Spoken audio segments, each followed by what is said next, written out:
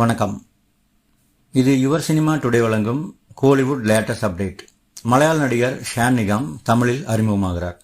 மலையாளத்தில் குழந்தை நட்சத்திரமாக அறிமுகமாகி பல மலையாள படங்களில் தனி கதாநாயகனாக நடித்து வருகிறார் ஷான் நிகாம்.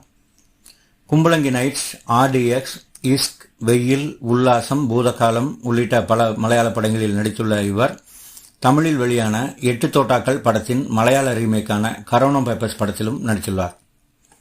இவருடைய தந்தை மலையாள நடிகர் கலாபவன் அபி ஆவார். தமிழில் SR புரொடக்ஷன்ஸ் பி. ஜெகதீஷ் தயாரிக்கும் மெட்ராஸ்காரன் படத்தில் அறிமுகமாகிறார் ஷான் நிகாம்.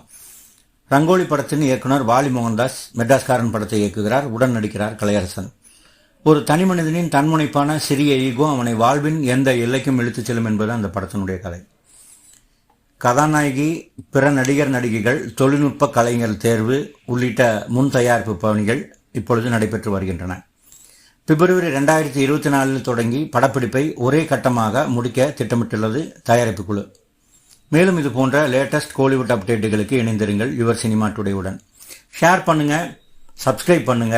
உங்களுடைய தொடர்ச்சியான ஆதரவை யுவர் சினிமா டுடேவுக்கு கொடுங்க. நன்றி, வணக்கம்.